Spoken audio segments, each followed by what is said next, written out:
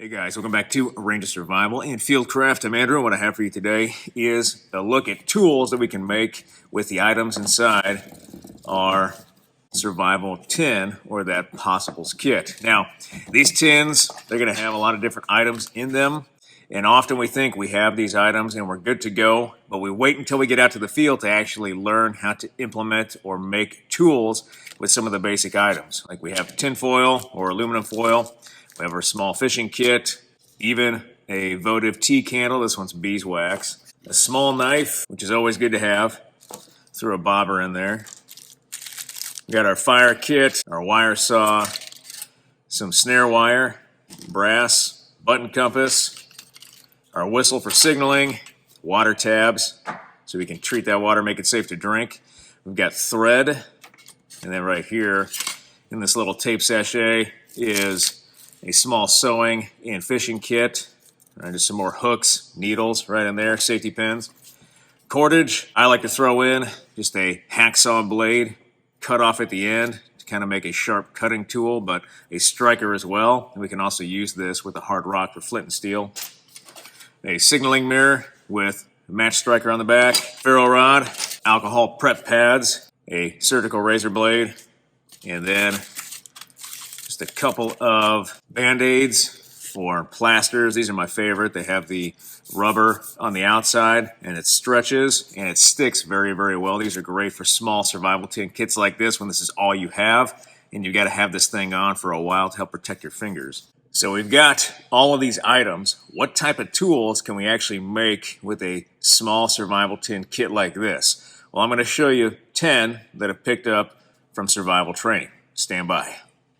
Now, I will say having a small cutting tool like this Buck 55 is going to be indispensable when it comes to crafting a lot of these tools. We can get by with razor blades, but we need to have some sort of cutting tool and then even a wire saw to process down very quickly and easily and craft these tools I'm about to show you. Now, speaking of wire saw, that first tool that we can make is just a way to use our commando wire saw. Keeping the key rings on that saw is going to be great. Otherwise, if we don't have this, we can actually just use our Type 1 paracord or even our micro cord to form just little handholds or toggles. But what we can do is take this saw, take it out, use the rings, saw off 2 toggles, and then use these toggles as the actual handholds so we're not busting our fingers and giving ourselves arthritis or carpal tunnel before the time is due. We just put those toggles in between there. We hold the saw when this thing is completely undone and straight. We actually use this method to hold the saw straight so our hands are going to be in line with each other. We saw like this with both arms instead of a seesaw technique. We're going to saw across and keep that wire as straight as possible. The more we bend this saw or bend that wire, the quicker it's going to break. So we hold it straight and we saw nice and easy. A very quick and efficient tool right here. Plus, if we drop our toggles, all we have to do is put this back in our tin, move on to our next hide side or location, and then use this again to craft 2 additional toggles. Very easy. And of course, the best way to use that wire saw is in the commando bow saw fashion. So we have just a simple sapling right here that we've bent over, baton into the end just a little bit. We've fit that wire in there on one side. The end of that wire is going to be the stopper holding it in place. We can whip the ends if we so choose. We don't have to do that, but we can whip with paracord to help stop this from splitting out.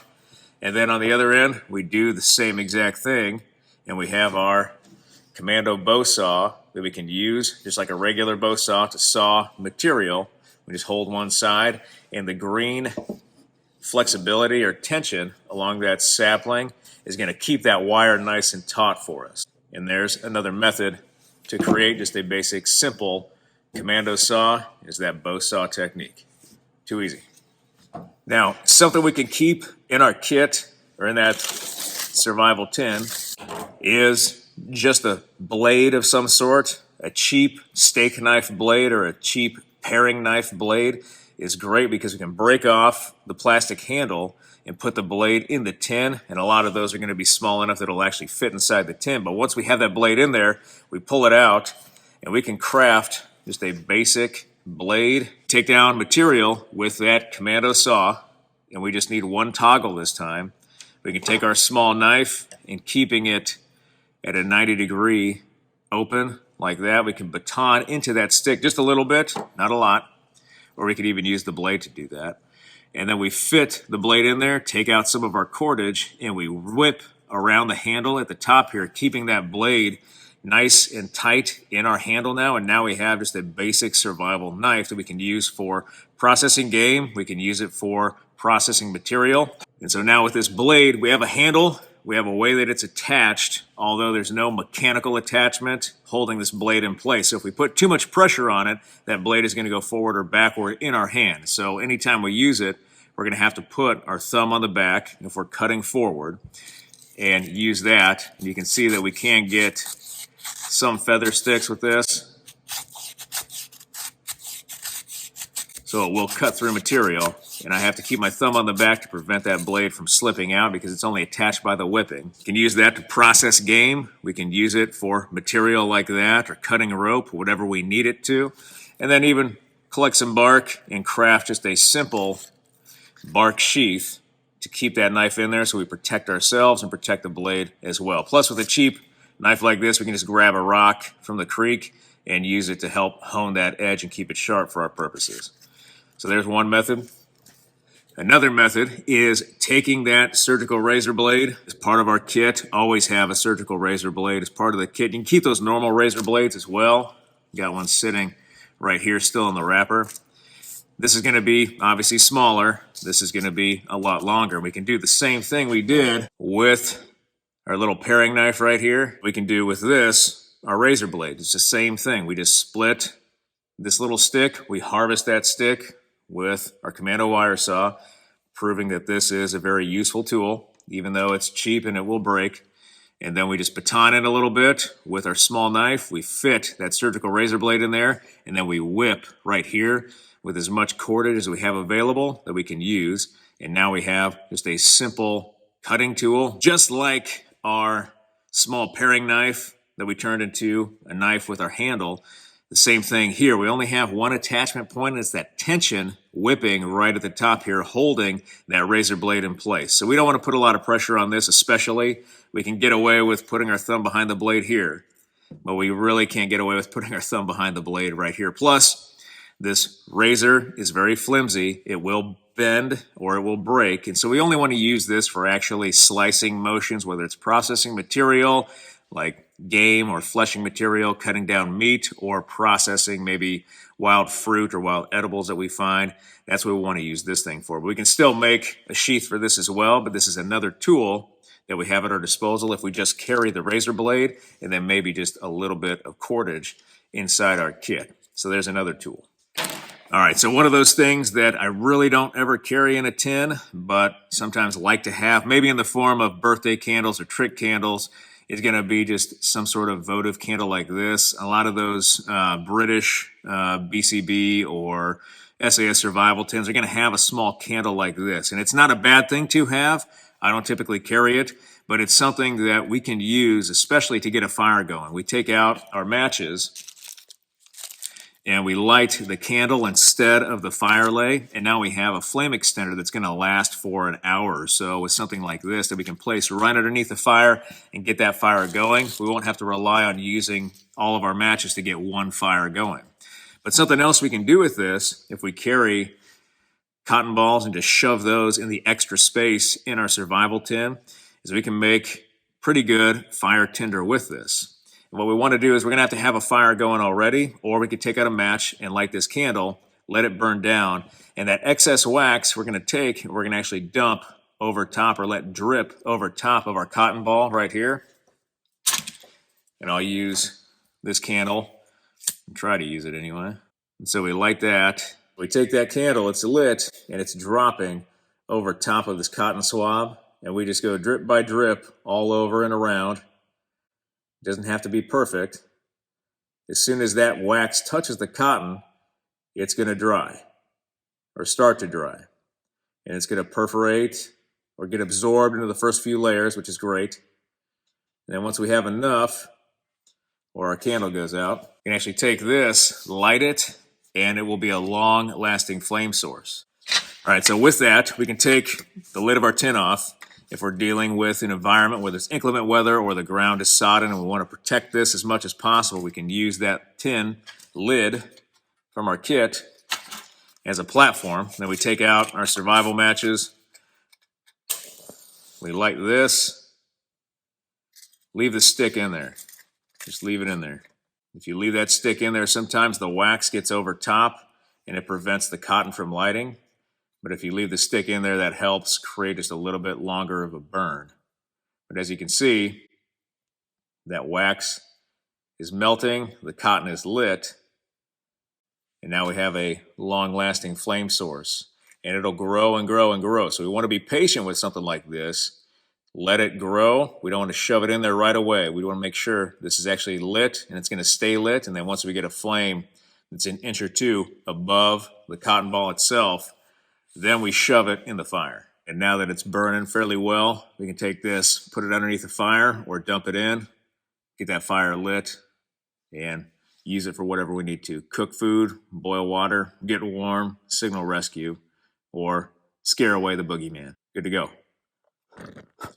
And it blows out easy too, so we can wait for this to cool off, shove it back in our tin, and we still have a lot of tinder right there that we can safeguard. Plus, it's water resistant and nearly waterproof if we get the wax all the way around the cotton ball. Too easy.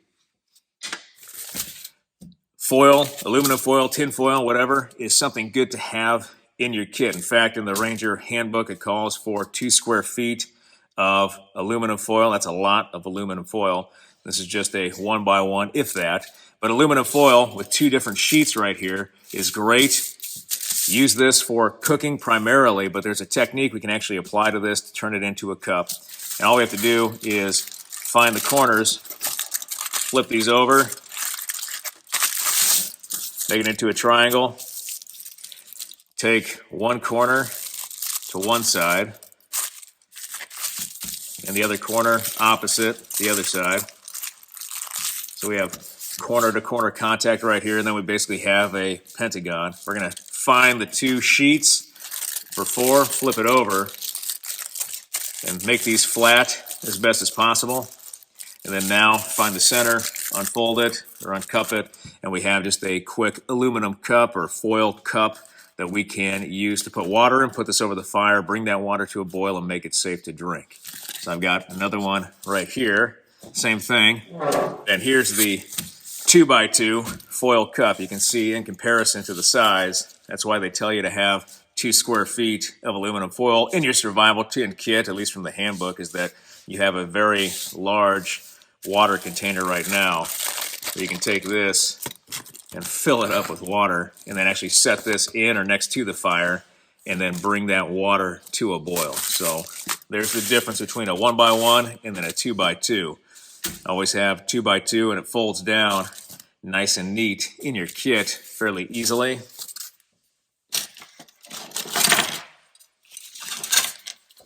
This is the 2x2. Folded down, they can fit right inside the tin like that.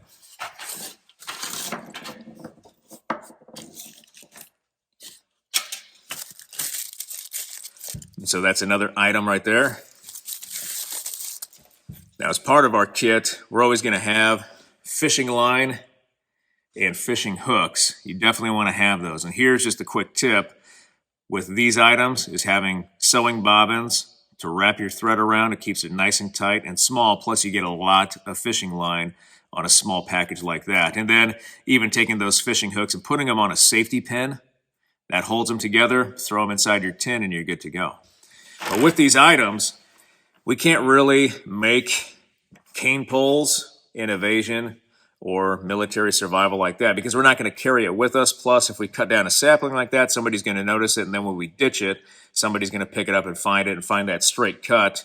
With our commando saw, if we use the commando saw, if we break it off, then people are going to find the shavings or split ends of that sapling as well, and they can go find the actual sapling that we broke off and then put 2 and 2 together and realize that we were there by the water's edge trying to fish.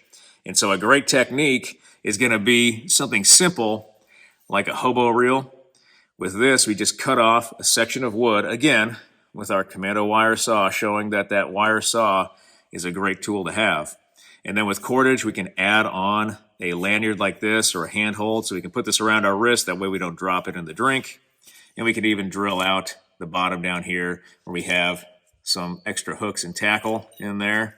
Cork it off with a stick, or in this case, a wine cork. But we take that fishing line around our bobbin, pull off as much as necessary. I usually put about 25 feet or so of line on a hobo reel like this. And then we just attach our terminal tackle, our hook. We made a nice spot right here where we can actually put that hook in the split of our hobo reel.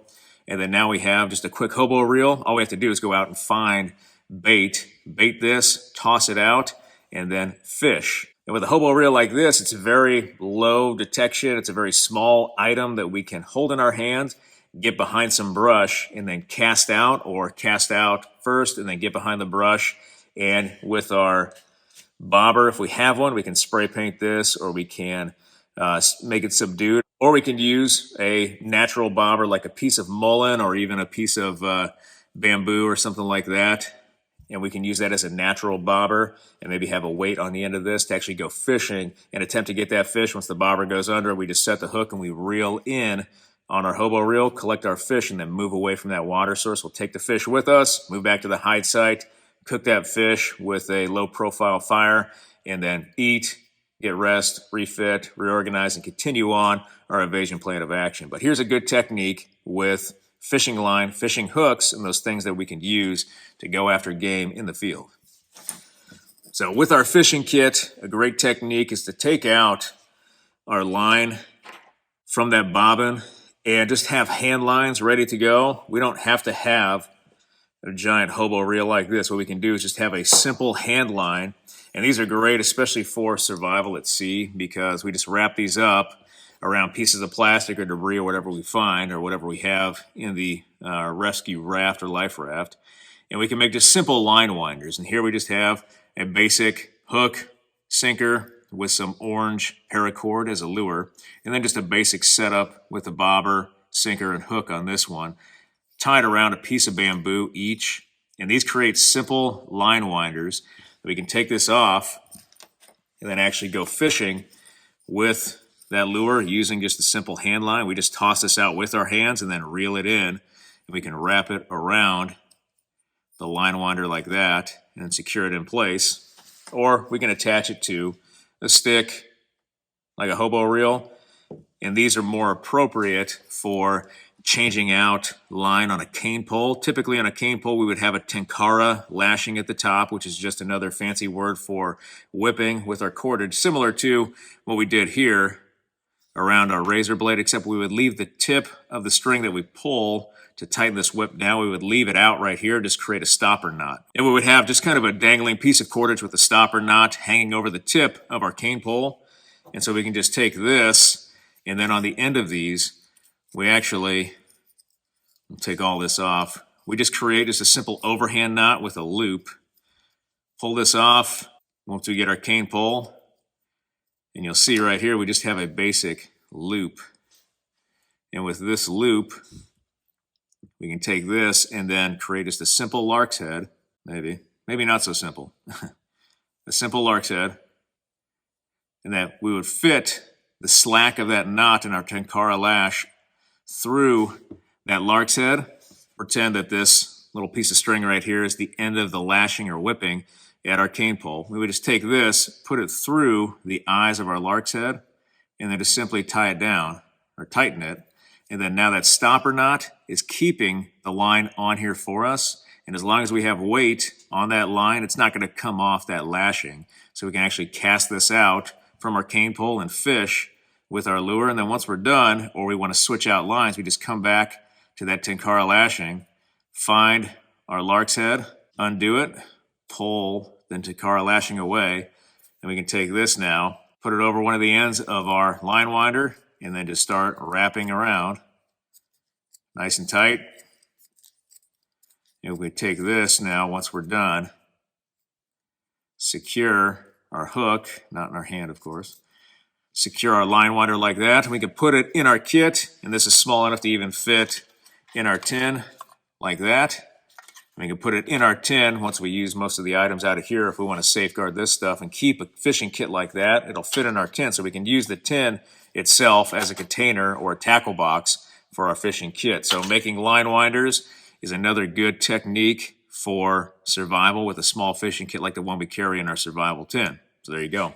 So we carry fish hooks. One of the things we can do with fish hooks like this is improvise a lure. And what I've done here is taken a similar fish hook and taken milkweed and wrap that around with some of my fishing line that I keep around the bobbin because we have extra line as part of that bobbin. Another useful thing is having that extra line around a bobbin like this because it gives us the extra line to craft different tools like that better than if we had simply just basic line like this where we don't have the ability to improvise and attach things to our hooks to create lures if we are without lures. So we can use this. Went outside here, grabbed that milkweed, and now this stuff's going to be blowing all over the place. And then attached it to that fishing hook to create just a basic lure. And then now we can go fishing with this lure and attempt to get something larger than just a basic hook itself. Or if we can't find bait or worms or we can't get anything on this hook, we can at least improvise with what we have and create just a basic, simple lure. So there's another technique using a lot of the items, tips, and tricks as part of our kit to create lures and enhance our fishing kit and give us a better opportunity to pull game off the field. Now this is going to be everywhere. So one tool that we can place inside our survival tin that is very useful is going to be a nail or maybe a large needle. With this nail, we can use it obviously for holding things together, hammering this into an attachment point if we have to. But more often, we're going to use this either as a spear tip for a short spear, or we could use it with a trap as part of the deadfall when it falls down onto an animal, pinning it in place and then actually puncturing the animal or penetrating the animal, killing it, hopefully, or at least holding it there long enough for us to come back and dispatch that animal. We can also use this for trigger sticks. We can use it for flint napping. We can use it for a lot of things.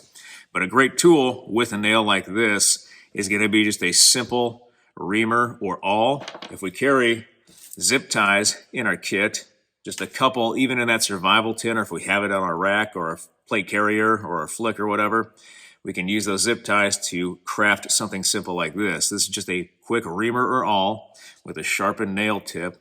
And we can use this with a handhold, and we can actually punch through metal with this, or we can flint nap with this, or we can process different materials or make holes and drill in pieces of wood if we have to.